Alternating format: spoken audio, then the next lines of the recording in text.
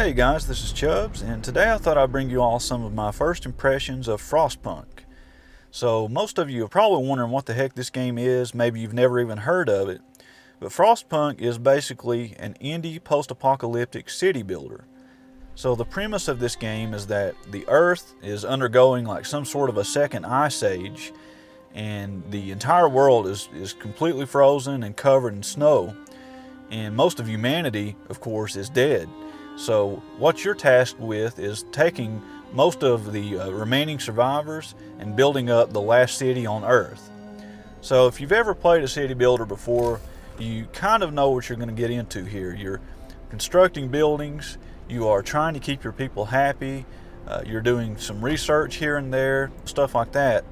But Frostpunk, thankfully, does some things that really help set it apart from the other games in the genre. So one thing that immediately impressed me when I started playing the game is every citizen that you have is visible and is represented by a 3D model. And what's really cool is that you can click on any of these people and you can see that person's name, their face, their occupation, and that detail, it just really impressed me. You know, because in a lot of these games, if you have a ton of citizens, they're usually just sort of represented by a list of names or, you know, some sort of a statistic. But in this game, you know, every single person is visible in the world. There's also a huge emphasis on temperature in this game. Like I said, the premise is that the Earth is undergoing some sort of like an ice age. And so what you want to do is you want to make sure that your people stay warm and also that your buildings stay warm. If your people get cold, they can become sick and even die. And if your buildings get cold, in some cases they are no longer operational and you have to find a way to warm them back up so that they can, you know, continue to be used for their purpose. One example is a resource building. If it gets too cold, then it can no longer harvest any resources, and so you have to find out some way to raise the temperature there to allow people to go back to work.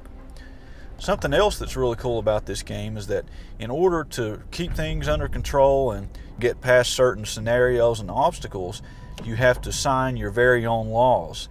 Now these laws are represented in this sort of, it's almost like a branching skill tree similar to what you would see in an RPG.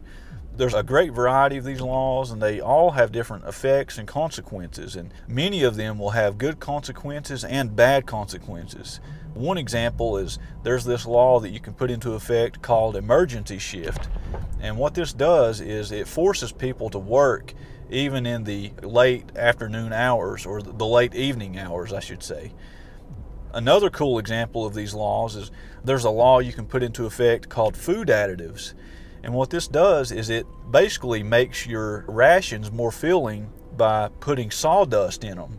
The upside, of course, is that people will not be hungry as much, but the downside is that the sawdust that you're putting into this food can potentially cause people to get sick when they eat it. So you're trying to make these tough decisions, you know, like if you sign a law into effect, it might help you, but it might also come back and bite you in the butt later on. You know, some of these are really tough decisions that you have to make, and I think really, based on what I've played so far, that sums up Frostpunk as a whole. This is a game that's all about making important decisions. Another cool thing about this game is that there's almost like this, I guess you would call it a meta game. It's not just this city that you're building up. You can also zoom all the way out and see the world around it. And what you can do is you can send these scouts out to different places in the world to look for survivors and resources and other things.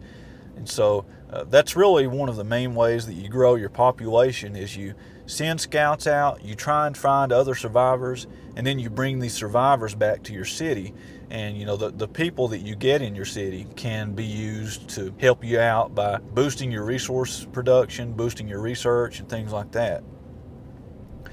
Now, perhaps the most unique thing about this game, especially compared to most other city builders, is that there is an ending to it.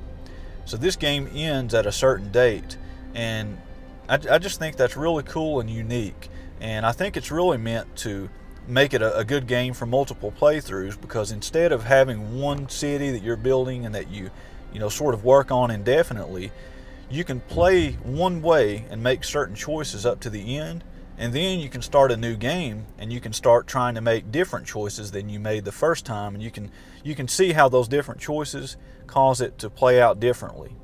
So I think that's cool. I'm glad that they have put in an ending. I've not yet reached the ending, but I do know that the game does eventually end, and you can fail in this game also.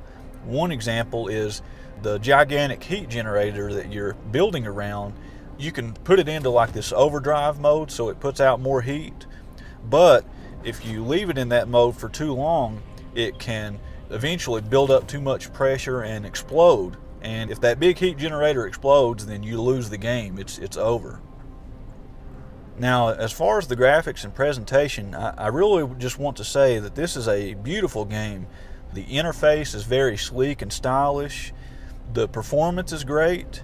The snow effects are just awesome. One thing that I'm really impressed with is as your people go out to work their jobs and things like that, they actually leave like these paths in the snow. And as it continues to snow, the old paths that they left behind them will gradually become recovered. The snow also dynamically melts. Like if you have a heat source, you can see the snow melt away. It's just really impressive. This is a beautiful game. It's got very good music too.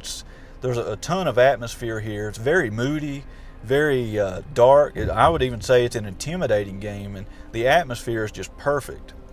So that's what I think about it so far. Like I said, this is a game it's basically a very grim post-apocalyptic city builder that's all about managing resources and making very tough choices. It has an intimidating atmosphere to it. It can be a little daunting to play it because, like I said, there's so much on your shoulders. You're trying to help these people survive. They're coming to you with their problems, and there's not always a good solution. You just really have to choose the lesser of two evils sometimes, and it seems to be a pretty difficult game as well. It can be pretty easy to fall behind and to end up in this situation where you feel like there's really no hope and you're just trying to barely scrape by, if that. So anyways, those are my overall impressions of the game. If you guys have any questions about it, just leave a comment below. If you have impressions of your own, feel free and leave those below also. And I appreciate everybody watching. This is Chubbs, signing out.